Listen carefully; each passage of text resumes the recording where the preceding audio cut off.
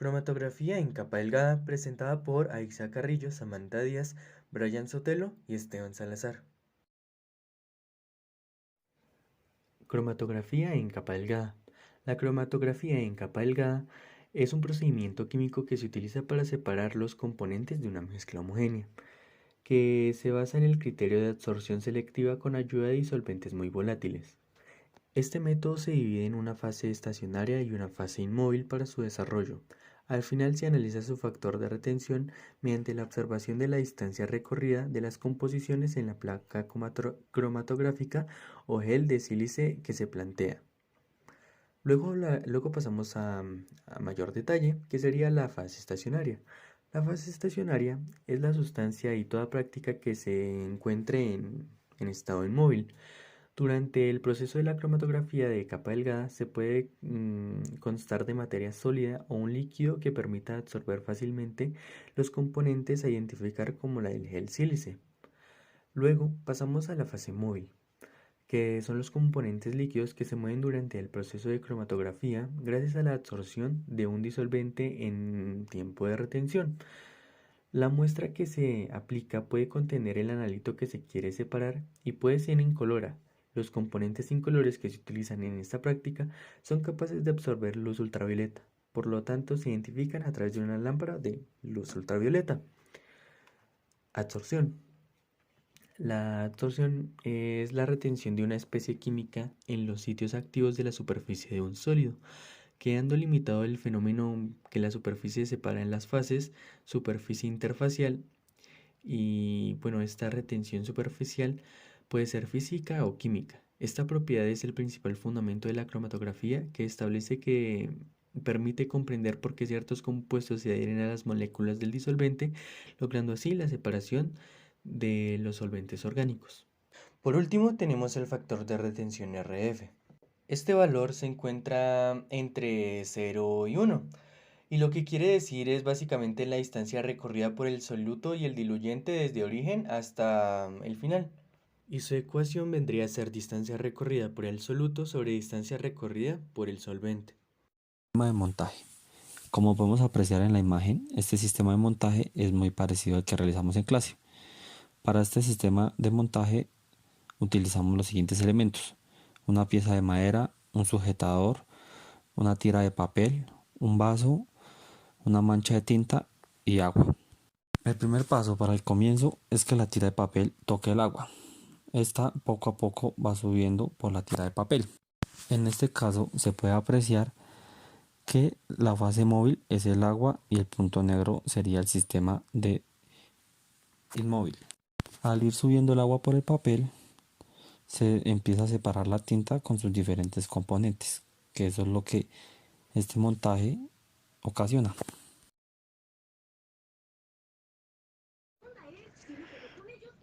Experimentación. Como ya hemos visto, esta práctica está dividida en dos fases. La fase estacionaria está conformada por una placa cromatográfica de sílica gel que tiene una línea muy suave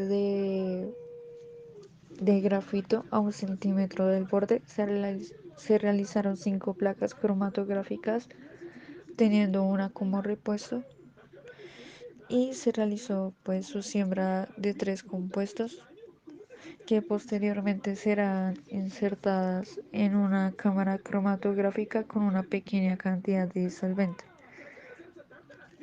La fase móvil está determinada por la capacidad de absorción de la sílica gel, en este caso son el SUAN 4 o nitroanilina y la mezcla, que fueron disueltos en primero éter de petróleo, segundo acetato de etilo, tercero éter de petróleo y acetato de etilo 1 a 1 y cuarto metanol. Posteriormente se deja esperar a que la sílica gel absorba el disolvente, teniendo como referencia que debemos esperar hasta que se absorba llegando a 1 milímetro de toda la placa. Luego en la cromatografía para muestras incoloras se usó acetanilida, ácido benzoico y fenol. En la parte derecha podemos observar la fase estacionaria, que pues solo fue posible ver a través de la lámpara ultravioleta, ya que son incoloras. Y en la parte derecha podemos observar la fase móvil después de disolver en acetato de etilo. Finalmente, se realizó la identificación de muestras incoloras según la separación. En la imagen podemos observar cómo se muestran diferentes manchas. En la parte A podemos observar que no, no hay una separación, por lo que podemos concluir que solo hay un compuesto, en este caso acetanilida.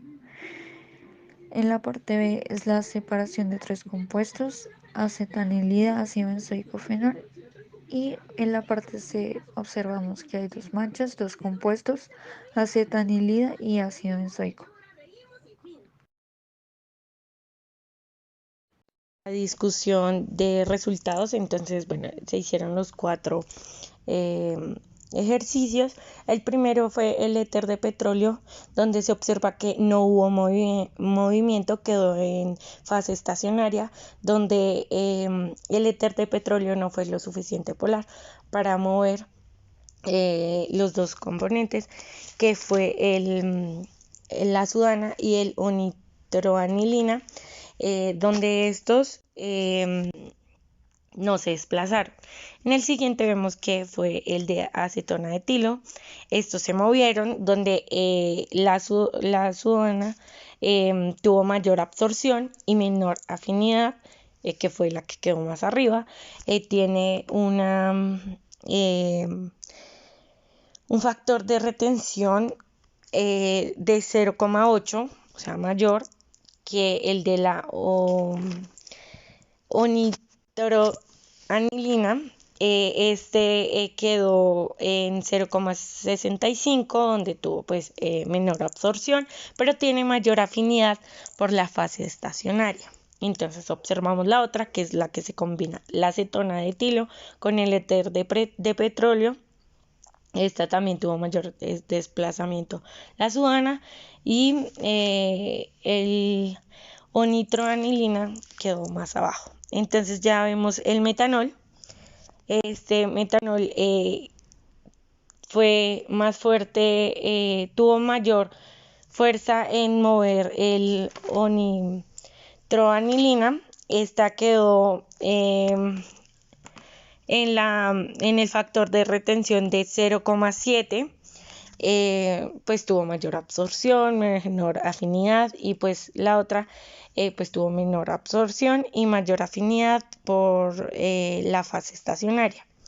Entonces, bueno, en la siguiente que vemos que son los colores, los patrones incoloros. Entonces, en el que vemos que es la metodología de muestras incoloras, entonces esta fue con los tres mismos, donde está el ácido, la acetonalidad, el fenol, y está la acetona de benceno. Entonces observamos que el fenol tuvo mayor absorción.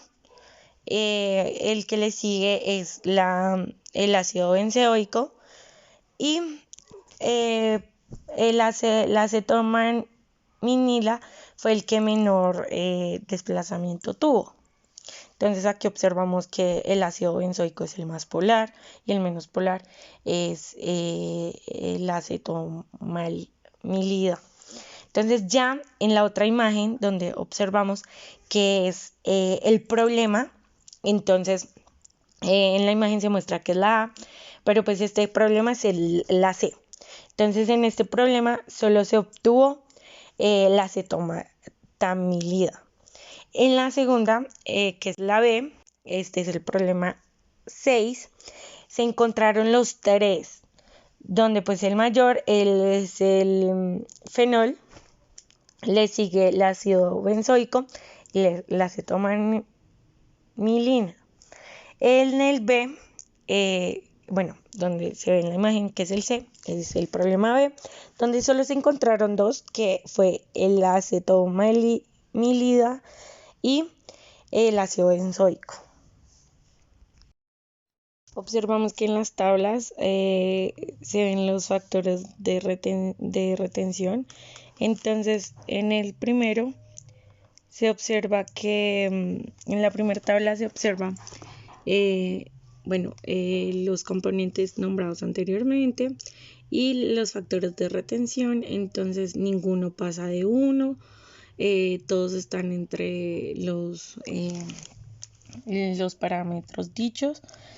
Entonces se observa que en la acetona de etilo, los dos componentes que utilizamos llegan al mismo factor de retención. Como observamos en la tabla 2, entonces estos son los incoloros en la lámpara ultravioleta, donde el mayor llega siendo fenol, el más polar, y el menos polar es el ácido benzoico, el acetonilida. Entonces en la tabla 3 vamos a observar los problemas. Entonces está el problema A, el B y el C, como se nombró anteriormente. Entonces en el A solo se encontró acetonilida, en el B se encontraron los 3 y en el C se encontró acetanilida y ácido benzoico. Conclusiones. Se logró determinar que la cromatografía es la separación de una mezcla de dos o más componentes por distribución en dos fases, móvil y estacionaria. También se utiliza como medio de identificación de las sustancias. También se pudo comprobar que el tipo de cromatografía dependerá de la naturaleza de la fase móvil y estacionaria. La polaridad del eluyente determinará la efectividad de este como disolvente en la cromatografía de capa fina. También pudimos ver que la cromatografía en capa fina tiene numerosas ventajas. Aparte de ser rápida, sencilla y no tan costosa, tiene también la ventaja de no utilizar tanta cantidad de muestra. Por último, podemos concluir que la cromatografía es un proceso utilizado para realizar técnicas separativas que son fundamentadas en propiedades físicas de algunos materiales. Muchas gracias por su atención y que tengan un bonito día.